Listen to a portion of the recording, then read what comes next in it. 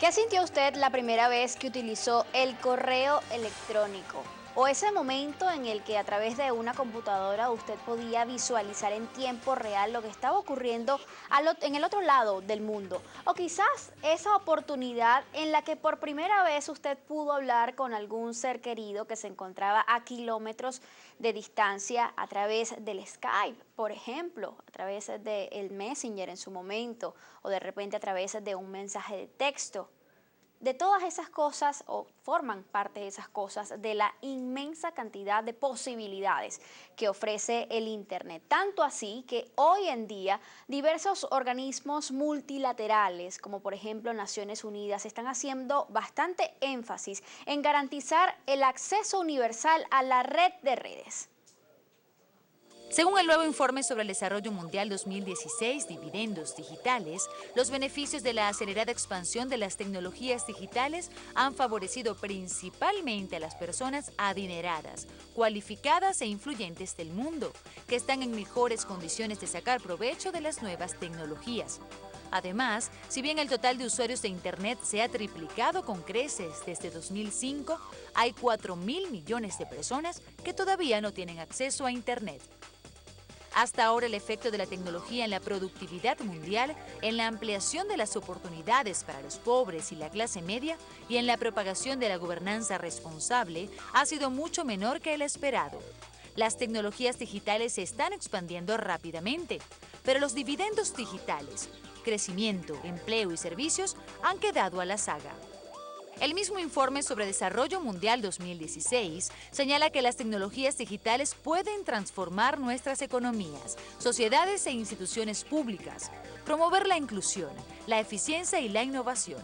Pero ¿cómo alcanzar la promesa de desarrollo que encierra una nueva era digital?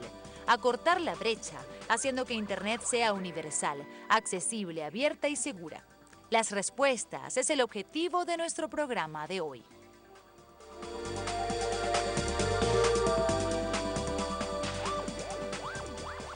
¿Y qué ha pasado con el Internet en Venezuela? ¿Cómo podemos calificar el nivel del servicio en nuestro país? De todo eso vamos a hablar hoy en nuestro programa en compañía del vicepresidente de la Internet Society y también de un experto en tecnología, en la fuente tecnológica.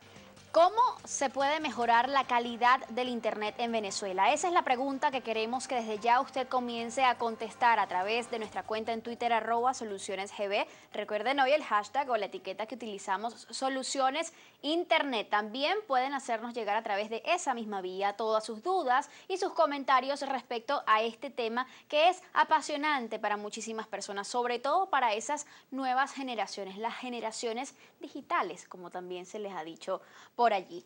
Estamos en compañía de Alcides León, él es especialista en la fuente tecnológica y columnista, y también nos acompaña Ricardo Holmquist, él es vicepresidente de la Internet Society, capítulo Venezuela. Hay que poner cosas en la mesa definitivamente. Partamos por un punto que a todos nos interesa y de allí vamos a analizar todo lo que gira en torno a Internet actualmente. ¿Cuál es el propósito real de Internet? El propósito primario, Alcides. Sí. Bueno, básicamente Internet se establece como una red para comunicar datos a nivel de las universidades, porque las computadoras eran muy caras en aquel entonces, hace ya varios años. Y esto poco a poco se fue deviniendo en un compartir de recursos, ¿no? Primero se compartieron los recursos de las computadoras, que eran extremadamente caras, como te dije, después empezaron a hacer comunicaciones entre la gente, después empezaron a llegar cada vez un poquito más los usos, digamos, más humanos de Internet, y se ha convertido en lo que es hoy en día, una gran red que está distribuida a lo largo de todo el mundo, que es capaz de sobrevivir como se fue concebida originalmente, a que un pedazo de esa red pueda faltar, ya sea por una catástrofe o ya sea porque simplemente se fue la luz o la alimentación eléctrica de una parte, pero permite llevar los mensajes de un punto al otro sin importar el camino. Al tener una herramienta que permite comunicar de un punto al otro sin importar el camino, tienes montones de aplicaciones que puedes hacer, desde mandar a prender el aire acondicionado de tu casa antes de llegar hasta mandarle un correo a tu hijo o a tu amigo que viva en otro país. Tenemos al vicepresidente, como ya les decía, de la Internet Society. ¿De qué se encarga esta organización específicamente para aclarar muchísimas dudas que pudieron haber surgido? Internet Society nació originalmente como la gente que envía la tecnología detrás de Internet, los que crean los estándares que permiten que la Internet siga funcionando, que siga funcionando en los últimos 20 años, que siga funcionando en los próximos 20 años. La tecnología hay que ir adelante de ella para que Así es. podamos tener los estándares que van a venir, ya esos están siendo construidos. Para eso se reúne 3 veces al año en diferentes partes del mundo e ingenieros que están trabajando continuamente se reúnen allí, ven los estándares que van a venir a ponerse en boga y eso es en lo que trabaja. La otra parte fuerte en la que trabaja Internet Society en la parte social, en la parte de gobernanza de Internet, en colaborar con diferentes organizaciones como Naciones Unidas, como los foros de gobernanza de Internet, siendo la voz de la gente, siendo la voz de la sociedad civil organizada. Qué interesante, Ricardo. Ahora pregunto rápidamente, ¿Internet es un lujo o una necesidad? Pudiéramos haber considerado Internet un lujo hace 20 años cuando lo que estábamos conectados era 1 o 2% de la humanidad. Hoy en día tenemos a cerca de 3.000 millones de personas conectadas.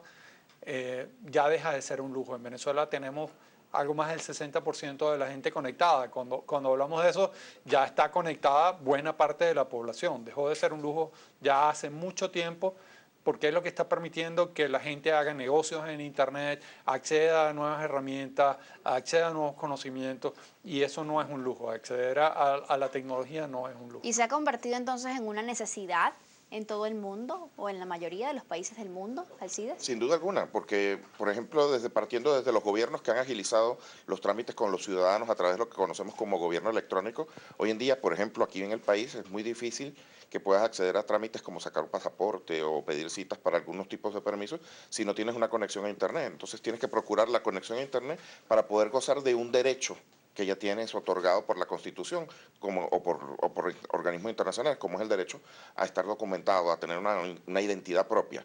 Entonces, todo lo que permite llegar hacia los derechos se convierte a su vez en un derecho, y eso es la gran discusión en este momento, hasta dónde llega la calidad de Internet o la cualidad de Internet como derecho humano. A grosso modo, o en términos generales, ¿cómo ha evolucionado entonces esa razón de ser de Internet desde sus inicios hasta ahora? En un principio, como comentaba Alcides antes, era una red de académicos, una red militar, que comenzaron compartiendo grandes cantidades de datos y que ha devenido en lo que tenemos hoy en una herramienta para el conocimiento, para el compartir, para que podamos estar comunicados posiblemente con la familia, para que podamos hacer negocios dentro de ella, y vamos a ver cambios más importantes en los próximos años. En 10 años, ¿qué podría ser del Internet? Yo pensaría que lo más importante va a ser que la computadora no la vamos a tener como algo que está tangible, tocado con las manos, sino que la vamos a cargar encima. El teclado posiblemente esté en un brazo, un visor esté en los lentes, la computadora posiblemente la tengamos inyectada en alguna parte del cuerpo, y vamos a estar conectados como personas. Eso también nos va a ayudar a conectar muchísimas cosas en nuestro hogar: la cafetera, la nevera, la lavadora, la secadora, el aire acondicionado. ¿Tiene Internet entonces una naturaleza eminentemente inclusiva? Sin duda alguna, sin duda alguna. Internet te permite llegar a servicios que geográficamente están alejados de ti, y dentro de esos servicios está la distribución de conocimiento. Y cada vez que tú distribuyes conocimiento estás incluyendo más gente dentro de todos los procesos. Hay muchísimos comentarios que ya nos llegan a esta hora a través de la cuenta en Twitter @solucionesgb. Vamos a compartir con ustedes algunos de ellos porque es bien interesante ver lo que, por ejemplo, coloca Antonio González. Tecnología es algo que fascina. No hay que olvidar lo impresionante que era ver un fax llegar. Se me cayó la cédula, dice él. Yo creo que varios acá vimos cómo llegaban los fax. Coromoto García dice, tengo 74 años y he visto crecer a mis nietos por mi iPad a través de FaceTime, por internet. Viven en España. Yo también me enorgullezco de tener una abuela que también pasa los 70 años y de ver cómo inmediatamente manda notas de voz, por ejemplo, a través del WhatsApp o de otras redes sociales. También Beatriz Sombrerito nos dice por acá, excelente tópico el de hoy sobre la importancia de la accesibilidad de las tecnologías de la información y las poblaciones más deprimidas económicamente. También ella agrega por acá, Internet en Venezuela deja mucho que desear. De esto vamos a hablar un poco más adelante en el programa, pero una pregunta frente justamente a este tipo de comentarios. ¿De qué se pierde una sociedad que no vaya a la par de la evolución de Internet? Alcides. Sí, es importantísimo ver que la velocidad de Internet en muchos sitios está ligada al Producto Interno Bruto o al crecimiento de las economías. O sea, hay un componente muy importante en esto, en la calidad de la Internet. Pero por el otro lado, hay otro componente que importa muchísimo, que es el acceso que pueda tener la gente a la tecnología. Cuando tienes mucha gente que tiene acceso a una Internet de calidad, la gente puede empezar a tener servicios, puede empezar a revisar muchísimos, a recibir información y revisar muchísimos datos de distintas partes del mundo y a contar con servicios que antes no existían, porque estamos hablando de una economía digital donde los bienes no son tangibles, no son físicos necesariamente, pero pueden ser distribuidos de manera digital. Un ejemplo corto para que la gente entienda de qué estamos hablando. Okay. Si tú tienes un problema hoy en día, casi con cualquier cosa que quieras arreglar, tú vas a YouTube y buscas un tutorial al respecto y probablemente esté ahí el tutorial que te diga alguien que tuvo un problema semejante con ese mismo artefacto que tú estás revisando y te es la solución. Si no nos damos cuenta, nosotros, se darán cuenta las generaciones futuras, YouTube se está convirtiendo en una especie de biblioteca de Alejandría, pero digital, y al acceso de todo el mundo. Antes solamente eran los pocos que podían viajar en el antiguo mundo hasta Alejandría, que obtenían el permiso para ir y consultar, y el conocimiento era un privilegio de una élite. Ahorita no, el conocimiento está ahí, está distribuido y muchas veces de forma gratuita, y eso hay que aprovecharlo para cambiar la forma de trabajar, la forma de estudiar, la forma de crecer, la forma de desarrollarnos como organización, como sociedad. ¿Qué podemos hacer hoy a través de Internet, aparte de reparar casi cualquier cosa, o por lo menos las reparaciones más sencillas, como el ejemplo que daba Alcides? ¿Qué nos permite Internet? Hay algo que se llama telemedicina, de lo que se está hablando muchísimo últimamente y que está siendo una gran solución, por ejemplo, en esas zonas de los países que están quizás más alejadas de las ciudades, donde quizás el personal médico pues no puede estar permanentemente. Aparte de la telemedicina, ¿qué otras cosas? Mira, el poder llegar, el poder acceder para personas muy humildes a vender sus productos que originalmente posiblemente eran en texto, tenían una pequeña artesanía, ahora puedan montar un video que pueda ser visto por muchísima gente en muchas partes del mundo y que permitan que venda ese producto o ese servicio que están ofreciendo, permitiendo que esa gente muy humilde empiece a salir de abajo. Como decías, la telemedicina es porque estamos viendo un cambio importante de esa Internet que era mucho texto a una Internet que básicamente hoy en día es video y está permitiendo entonces acceder a otras funcionalidades porque es mucho más fácil ver un video y una explicación de cómo hacer las cosas a tener que leer, que no todo el mundo era... había gente analfabeta, pero que ya está pudiendo acceder a Internet porque sencillamente lo que necesita es montar un video allí, ¿no? Entonces tenemos telemedicina, teleeducación. Hoy en día no necesita formar a la gente en un aula, en una escuela directamente, sino que indirectamente, nada más con tener Internet en un salón de clases, pudieras estar formando a gente con un único profesor a distancia y formarlo con el mejor profesor en las mejores materias. Se puede trabajar a distancia además. Inclusive Internet puede trabajar por nosotros. Ya salió a la venta el primer camión comercial en Estados Unidos que se maneja solo. Es decir, lo que antes veíamos como un sueño, como una fantasía, como tema de algunas series de ciencia ficción, está ocurriendo. Va a salir a la venta ya este año, ya salió a la venta el año pasado, mejor dicho, y ya está comercialmente disponible un camión al cual lo puedes agarrar, lo cargas en una ciudad y lo mandas hasta otra ciudad y él es capaz de llegar hasta la otra ciudad sin tropiezos, todo gracias a la Internet que le comunica dónde están los obstáculos, si está en la ruta, si está conectado o no, y obviamente el uso de algunas otras tecnologías para soportar eso alrededor. Muchísimas personas pueden pensar que quizás Internet es solo diversión. ¿Es esto así, Ricardo? No, hoy en día vemos muchas redes sociales y vemos que lo menos que está haciendo la gente en esas redes sociales es divertirse. Instagram, ¿cuánta gente tenemos hoy en día en redes sociales como Instagram que uno pudiera pensar que es divertido y realmente lo que están haciendo es negocio? Hoy en día tiendas de ropa, tiendas de accesorios, viajes, cualquier cantidad de cosas, uno ve que lo que están es publicidad en Instagram.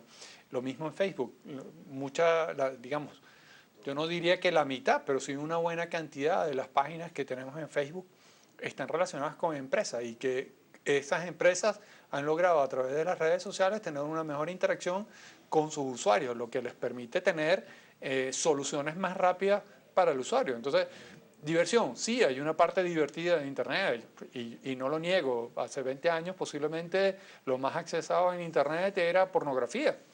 Esto ha cambiado sustancialmente. Hoy en día las redes sociales son, digamos, el primer objetivo de todo el que está entrando en Internet. Y no solamente para pasarse mensajes entre amigos, entre familiares, sino también para utilizarlo, como ya decías, por trabajo, Correcto. por temas de estudio. Nos facilita la vida.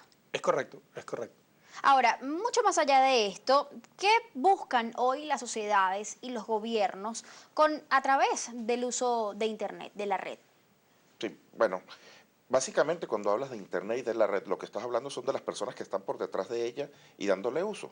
Entonces lo que estás teniendo dentro de todo es una sociedad. Y como toda sociedad, las sociedades necesitan de alguna forma reglas, tienen intereses comunes que los hacen agruparse en comunidades que buscan la resolución de algún problema o discusión sobre algún tópico en particular, y eso lo ven como un problema y como una ventaja a los gobiernos y las organizaciones en el mundo. Al principio se habla de que Internet es muy anárquica, que es una red donde cualquiera pone lo que le da la gana, que no está controlada y eso, pero no es cierto. De hecho, organizaciones como la Internet Society y otras han trabajado en muchísimos estándares que están por detrás de la red, pero son estándares que no privan sobre el contenido. Así como yo no puedo en una sociedad establecida y democrática decir sobre qué vas a hablar tú o qué te va a gustar, no puedo poner límites a eso. En Internet la mayoría de las personas pensamos que debería manejarse de esta forma, sin poner límites a los contenidos, que sean las preferencias de las personas y que sea de alguna forma lo que las personas ven con sus límites morales, que esté bien o no, lo que se difunde. Pero los gobiernos que empiezan a ver en eso un problema, empiezan a ver una ventana hacia la anarquía, entonces por eso han intentado de alguna forma regularlo. Por supuesto que hay temas donde no hay discusión de que tiene que haber regulación, temas como la pedofilia, como el terrorismo, como todo lo que tenga que ver con seguridad nacional, etcétera, de alguna forma se merecen un poquito de atención, pero ahí está el punto de cuánta es la atención que se merecen o no, lo que discuten los ciudadanos versus los gobiernos. De todas maneras, como te digo, son sociedades y como sociedades tienen que buscar una forma de regulación para subsistir. Por aquí hay muchas preguntas interesantes. Hormiga Analítica dice, por ejemplo, Internet venezolana es desigual, lenta y arcaica. ¿Cómo se sale del sótano sudamericano? Indudablemente con más inversión, no necesariamente en equipamiento, que sí necesitamos muchísimo, pero necesitamos inversión también en servicios. Hay una tecnología que tenemos que implementar que se llama IPv6, es el nuevo estándar en direcciones de Internet. Tenemos que implementarlo en Venezuela y buena parte de esa implementación pasa por implementación de servicios, no necesariamente de nuevo equipamiento. Eso nos permitiría mejorar sustancialmente todas las comunicaciones, por lo menos Skype, FaceTime, todo este tipo de conexiones que con el nuevo direccionamiento ganarían velocidad y ganarían calidad. Y como estoy diciendo, son servicios y servicios de gente que se ha venido entrenando en Venezuela. Indudablemente equipamiento es uno de ellos. Lo otro es, necesitamos más competencia, 2, 3 actores, 4 actores, parecen poco en un ecosistema como el venezolano donde pudiéramos tener 25 millones de usuarios, 28 millones de usuarios y necesitamos más proveedores de servicios que compitan entre ellos, que nos permitan tener una mejor calidad. ¿A dónde nos lleva una sociedad cada vez más conectada, Alcides? Nos lleva hacia un futuro que puede ser muy promisorio y de hecho, a pesar de que la ciencia ficción está llena de elementos contrarios a esto y que hablan como la gran supervisión que planteaba George Orwell con el Gran Hermano en su obra, no necesariamente es esto. Estamos viendo ejemplos de software libre, por ejemplo, donde comunidades enteras de programadores se dedican a encontrar soluciones y las ponen a disposición de todo el mundo para su solución. Estamos hablando de foros, estamos hablando de redes sociales que son interesantísimas, más allá de lo que podamos ver nosotros como común en Twitter, en Facebook, Instagram. Hay redes, por ejemplo, con preguntas. Hay una red que se llama Quora, donde tú vas y planteas una pregunta, la que te dé la gana, y los usuarios que tienen conocimiento sobre el tema que tú estás planteando vienen y te ayudan y cuentan sus experiencias y eso. Entonces estamos llegando a un nivel de colaboración donde empezamos a borrar fronteras. Ya lo ha pasado en algunas áreas que son, digamos que más pioneras en esto, como lo es el crimen. El crimen ya no tiene fronteras. El problema que tiene el cibercrimen en su mayoría es que cuando intentan atrapar a los ejecutores de este crimen, estos ejecutores no tienen una geolocalización igual a la del crimen, es decir, están en otro país, están bajo otra jurisdicción, bajo otras autoridades. Y eso es positivo y es negativo al mismo tiempo. En el caso del crimen, por supuesto que es negativo, pero para el caso de la distribución de conocimiento es genial. Ese es un punto bien importante porque algunas personas que son como muy renuentes a esto del Internet suelen decir o expresar con muchísima frecuencia la debilidad que pudiera existir a veces en torno a ¿Cómo se filtra esa información que está en Internet y cuán segura a veces es la información? Porque en Internet cualquiera puede poner prácticamente lo que quiera y alguien de repente llega a visualizar esa información y ¿qué pasa? No sabemos si es del todo cierta o no lo es. ¿Qué se está haciendo quizás para regular esos contenidos? Mira, más que regular, porque las palabras regular Sí, y regular libertad de suena como... expresión no Sí, suenan sí, sí, horroroso para a la nada. mayor parte del mundo. Ha habido reuniones de ciberseguridad. Hay una convención que es la Convención de Budapest en ciberseguridad. Ya los gobiernos empiezan a ponerse de acuerdo en reglas de juego que permitan atacar el cibercrimen en forma común. El que la frontera del país no existe, pero el mundo sí existe, y entonces el poder poner a varios países a atacar el cibercrimen en forma conjunta es lo que permite atacar. Eso, digamos, es la parte que le pudiera corresponder al gobierno o a las grandes compañías, pero del otro lado estamos nosotros como usuarios. Y tenemos que tener algún conocimiento digital, no podemos seguir teniendo claves como 1, 2, 3, 4, 5, 6, Claro. sigue siendo la clave más común en el mundo. Después de eso, la siguiente clave es clave.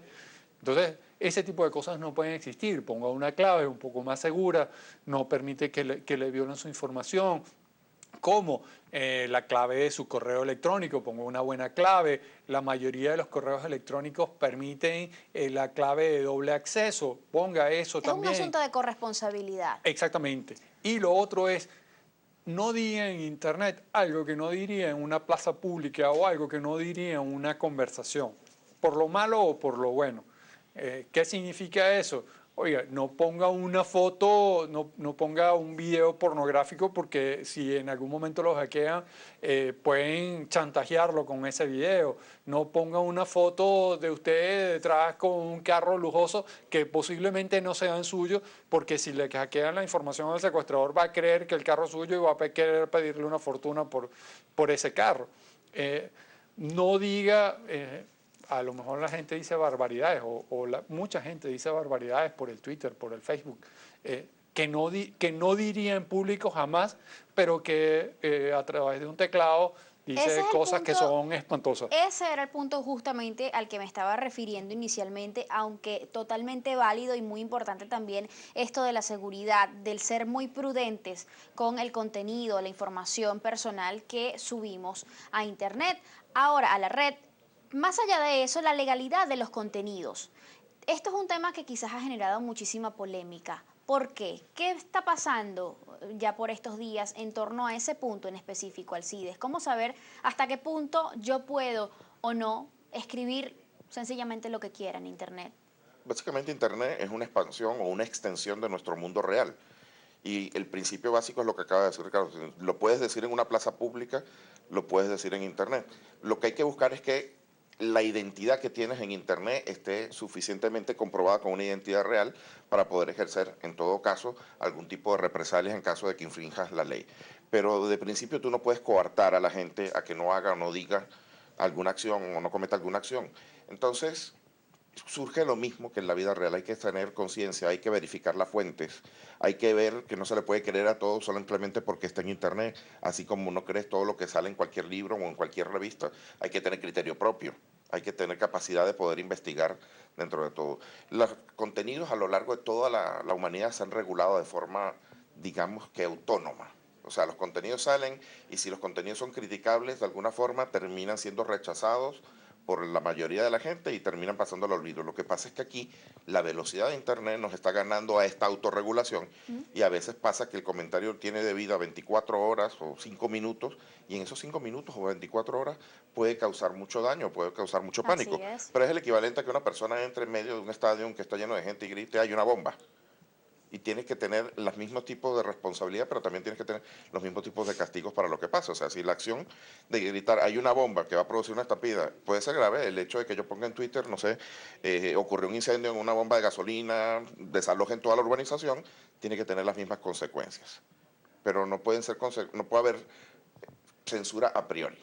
O sea, lo que tiene que haber es responsabilidad sobre lo que has dicho. Más comentarios a través de la cuenta en Twitter, @solucionesgb. Recuerden hoy la pregunta que tenemos para ustedes y que queremos que respondan a través de esta vía para poder seleccionar la mejor respuesta y decirla pues al final del programa es: ¿cómo cree usted que se puede mejorar la calidad del Internet en Venezuela? La calidad del Internet. Recordemos que es un país que tiene el 60% de penetración de Internet. Seguridad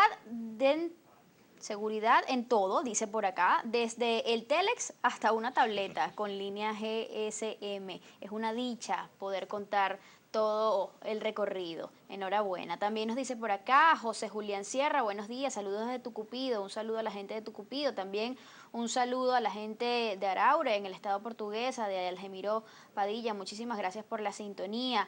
Nos dice también él, la tecnología nos cambia la vida para mejor. También comenta por acá más adelante, Franklin Santander dice: Soluciones Internet, Venezuela está muy rezagada en la implementación de tecnologías de vanguardia.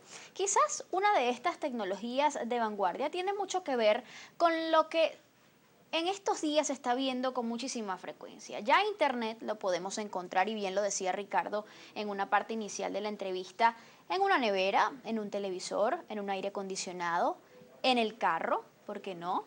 Y en muchísimas otras cosas. Es lo que se denomina el Internet de las cosas. ¿De qué se trata esto? Vamos a verlo en este material. ¿Se imagina una nevera que le avise la fecha de caducidad de los alimentos que contiene? ¿O que los zapatos que usa para hacer deporte registren en la nube las estadísticas de cuánto corre cada semana y a qué velocidad? ¿O que los inodoros analicen su orina y le recomienden la dieta alimentaria que más le conviene seguir? ¿Qué pasaría si el cepillo de dientes le alertara de cualquier pequeña caries y pidiera por usted cita en el dentista? Estas son algunas posibles aplicaciones de lo que se conoce como el Internet de las Cosas o Internet de los Objetos, un concepto que nació en el Instituto de Tecnología de Massachusetts. Se trata de una revolución en las relaciones entre los objetos y las personas, incluso entre los objetos directamente, que se conectarán entre ellos y con la red y ofrecerán datos en tiempo real, o dicho de otro modo, se acerca la digitalización del mundo físico. Se calcula que para el 2020 entre 22.000 y 50.000 millones de dispositivos se conectarán a Internet con el fin de proporcionar a los ciudadanos una serie de servicios y aplicaciones inteligentes sin precedentes. Según Hans Vesber de Ericsson, las repercusiones serán considerables. Dice, si una persona se conecta a la red, le cambia la vida. Pero si todas las cosas y objetos se conectan, es el mundo el que cambia. Ante esta premisa, ¿qué tan cerca está Venezuela de cambiar con el Internet de las cosas? Todos estos objetos estén interconectados y que además haya allí muchísima información personal. Ricardo. Es una muy buena pregunta. Como decía antes, es un tema de seguridad propio el que tengamos buenas claves, el que tengamos, digamos, los 4 dedos de frente activos siempre en poner la mayor seguridad posible. Que sea hackeable algo dentro de la casa, sí es posible. La mayoría de estos objetos, al menos los caseros, van a estar conectados a la red Wi-Fi que tenemos dentro de la casa. Entonces pongámosle una buena clave a la red Wi-Fi que tengo dentro de la casa y hagámosle cada día más difícil a un hacker el poder acceder a nuestra información. Una vez que la información está en la nube o está en algún sistema, puedan hackearlo. Bueno, de alguna forma tenemos que confiar en gente como Twitter, en gente como Facebook, en gente como WhatsApp, en que la información que yo estoy transmitiendo a través de ellos no vaya a ser hackeada. ¿Que lo puede hacer? Sí, eso es una posibilidad cierta, pero entonces utilicemos esas redes sociales con cuidado, no digamos allí información que no tenemos que decir. Seamos prudentes con lo que estamos compartiendo en la red, no pongamos allí toda la información de nosotros para que de alguna forma puedan chantajearnos o puedan hacer algo malo con nuestra información. Aquiles, ¿en Venezuela es factible poder utilizar esto del Internet de las cosas en su máxima capacidad? Bueno, Internet de las cosas tiene una forma de funcionar muy particular.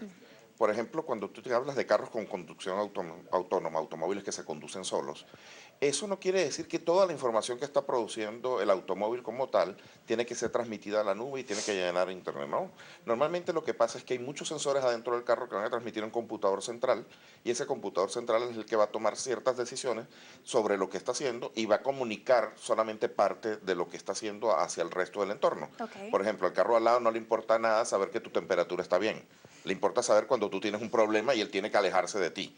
Entonces, el Internet de las Cosas tiene como comunicaciones a varios niveles. El primer nivel, que es dentro del mismo aparato, eso, o dentro de la misma casa, o dentro de la misma pequeña red, eso normalmente está bien solucionado con las soluciones que pues, están disponibles en el mercado. El problema es cuando empiezas a hablar ya de las transmisiones que necesitan ir a otros computadores, a otros lados, porque en Venezuela desde hace mucho tiempo se tomó una decisión política sobre el desarrollo de Internet para desarrollar y privilegiar el acceso de muchas personas a la Internet. Ok. Pero al momento de tomar eso, de alguna forma se descuidó el otro punto de desarrollo, que era mejorar la calidad del servicio, es decir, mejorar la eficiencia, aumentar el ancho de banda. ¿Y qué se ha hecho para mejorar la calidad de ese servicio en Sí, Venezuela? bueno, como te comento que es muy complejo la forma de cómo tiene que funcionar todo, hay algunas obras de infraestructura que se han hecho que son muy importantes, que apuntan, por ejemplo, a que los distintos proveedores de Internet se conecten entre ellos. Eso es importantísimo. Si no, yo con una cuenta en CanTV y tú con una cuenta en Movistar y yo te mando un mensaje y el mensaje tiene que salir, llegar a Estados Unidos y de ahí viajar a España y regresar para que te llegue a ti que estás a mi lado. Eso se ha empezado a trabajar sobre la interconexión de los distintos ¿Y qué falta proveedores en para el que nodo sea un único, etcétera. hecho? Pero lo que faltan son algunas partes distintas. Por ejemplo, lo que se llama última milla, es decir, la inversión que va desde el último punto del proveedor de servicio hasta tu casa, ya sea alámbrica o inalámbricamente, está más o menos bien solucionado, pero lo que está en el medio, no necesariamente. Se han tendido anillos de fibra óptica a lo largo del país, se han utilizado algunos anillos de fibra óptica, por ejemplo, sobre las redes eléctricas, y digamos que la infraestructura gruesa está bien, parte de la infraestructura final está bien, pero la infraestructura que está en el medio no, y los pagos por servicios mensuales para poder tener acceso a mejor calidad de comunicación con el resto del mundo están muy limitados por el tema de las divisas. Es decir, el ancho de banda, que al final es lo que más nos importa para poder disfrutar de servicios como de video en streaming y cosas por el estilo que requieren muchísimo ancho de banda, está limitado porque no hay los dólares suficientes para pagar ese servicio mensualmente, que es un gasto recurrente y que tienes que pagarlo contra los proveedores que te conectas, ya sean en Estados Unidos, en Europa o en otros países de Latinoamérica. Tenemos muchas preguntas puntuales respecto sobre todo a la situación en Venezuela y queremos que sean bien precisos con cada una de estas interrogantes para poder dar la mayor cantidad de participación. Carlos Urbina nos dice, buenos días, hay planes de quitar los límites de navegación, antes era ilimitado, gracias, soluciones internet. ¿Qué saben de eso, Ricardo? En Venezuela yo no he visto un cambio hacia planes ilimitados más allá de los celulares. Eso quizás fue una gran trampa en la que cayeron todos los proveedores de servicios móviles, más que los planes caseros, en que se pusieron planes ilimitados en algún momento y los grandes generadores o los grandes consumidores de streaming, el que está descargando música, el que está descargando películas, el que está descargando gran cantidad de información. Si yo tengo un vecino que hace eso, me está tumbando a mí mi conexión y él y yo estamos pagando lo mismo. Yo estoy revisando correos o estoy navegando en algo muy sencillo, él está todo el día bajando información y yo no tengo mis 2 megas o mi mega conectado, él sí, él tampoco al final del día, pero él tiene muchísimo uso de eso. En los celulares ya vimos un cambio de navegación ilimitada hace unos 15 años. Hoy en día la mayoría de los planes lo que tienen es 1 giga, 2 gigas, 500 megas. En el área casera yo todavía no he visto un cambio importante de ninguno de los proveedores de servicios. ¿Cuán lejos estamos de ver un cambio importante allí? Yo creo que en las velocidades de conexión que tenemos nosotros yo no creo que veamos un cambio. ¿Y de quién depende mejorar eso? Es que no es una mejora, es una desmejora al usuario. O sea, es una desmejora el que yo tenga un plan ilimitado y ahora me digan, no, todo lo que tú puedes navegar es 1.5 gigabytes de datos. Todo lo que puedes transmitir es 1.5 gigabytes de datos.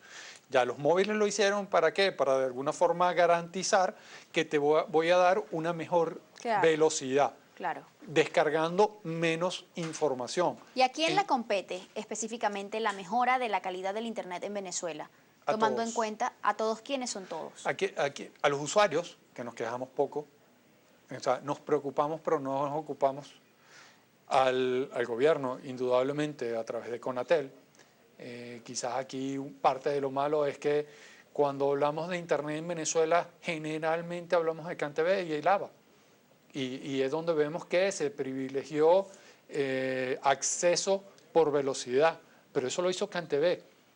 Ojo, pero tenemos 26, 27 proveedores adicionales. ¿Y entonces de qué debería conexión. ocurrir? Lo que deberíamos tener es más proveedores de servicio, que tengan cada uno 10, 15, 20% de la torta, y no un proveedor que tiene 90% de la torta y otros 25 proveedores que tienen nada más 10% de la torta. ¿Por qué? Porque si un proveedor quiere privilegiar cantidad de usuarios por velocidad, no está afectando el que yo quiera conectar en mi casa 500 megas de conexión, o 1 giga, o 150 megas, o 10 megas. Entonces, deberían haber proveedores que me permitan tener más velocidad, y deberían haber proveedores, como el caso del gobierno, que tenga muchísimos usuarios a muy baja velocidad. ¿Qué hacer o qué es necesario para que entonces ya se finiquiten esos detalles de infraestructura que puedan permitir también mejorar la velocidad del servicio? Sí, hay varios puntos a tomar en cuenta. El primero, el costo del servicio. Los servicios tienen que ser rentables para quienes lo prestan, y actualmente con la diferencia cambiaria no son rentables para los proveedores de servicios que lo están haciendo, a menos que reciban divisas a precio bajo. Y eso es parte de lo que tiene trancado el juego por un lado. Lo segundo, lo que hay que hacer técnicamente hablando es mejorar la infraestructura media, especialmente, que está dentro de todo esto, y contratar planes de mejor calidad, con mayor ancho de banda para entrada y salida de los datos dentro del país. Por otro lado, hay iniciativas que son muy interesantes que se dan en varios países, como los comités de usuarios, para evaluar los servicios y exigirle a los proveedores que cumplan los servicios, y también obviamente que el ente regulador actúe también sobre eso, castigando a los proveedores cuando no cumplen con los requisitos digamos, con la oferta que le han hecho al público que se está cumpliendo. Eso desde el punto de vista de la conectividad, de tener velocidad y de tener. Obviamente después existen otros temas que hay que desarrollar, como por ejemplo lo que es la cultura de desarrollo, de programación sobre apps, que son las que al final vienen a darnos la utilidad que vamos a obtener de la Internet. Necesitamos un programa y que sea sostenido, de desarrollo local de aplicaciones que aprovechen toda la parte de Internet. Vamos a hacer un pequeño sumario de esos aportes que nos dieron los especialistas que nos acompañaron la mañana de hoy. En principio decían que pues ante la inseguridad debemos hacer corresponsables, que las personas entiendan que es un asunto de corresponsabilidad, por lo que hay que ser bien prudentes con los contenidos que nosotros subimos a la red. También hay que tener muy en cuenta que hay que mejorar la calidad del servicio para poder, pues también, eso comprende en todo caso lo que es la inversión, no solamente en hardware, sino también en asuntos de servicio. Los usuarios también deben preocuparse muchísimo más, decían ellos, por exigir una mejor calidad del servicio en Venezuela. También debería pues permitirse el ingreso de más proveedores de los servicios de Internet en nuestro país, y hacían énfasis también en que una vez que esto ocurra se deben desarrollar las aplicaciones que luego le permitan a todos los venezolanos hacer un uso de la red a su máxima capacidad y mejorar muchísimo más su calidad de vida. Como siempre, también les vamos a leer esto que fue la mejor respuesta de nuestros televidentes la mañana de hoy y que nos hicieron llegar a través de la cuenta en Twitter @solucionesgb. La mejor respuesta la tuvo Guido Espina. Él dice: soluciones de Internet. Debemos aprender que es una herramienta que requiere inversión, masificación, con un uso responsable. Nosotros con esta afirmación los dejamos y también rescatamos algo que escuchamos por allí de algunos de los expertos en esta materia, que decía algo como que si una persona se conecta, le cambia la vida, pero si es toda una sociedad, un conglomerado el que se conecta a la red, definitivamente es el mundo el que cambia. El mundo está cambiando y seguirá cambiando gracias a Internet. Los dejo. Recuerden que, como siempre, el ejemplo comienza por casa y siempre es mejor ser parte de la solución que del problema. Toda nuestra información y programación, como siempre, pueden verla una vez más a través de los canales en Globovisión, de YouTube y Dailymotion. Nos vemos.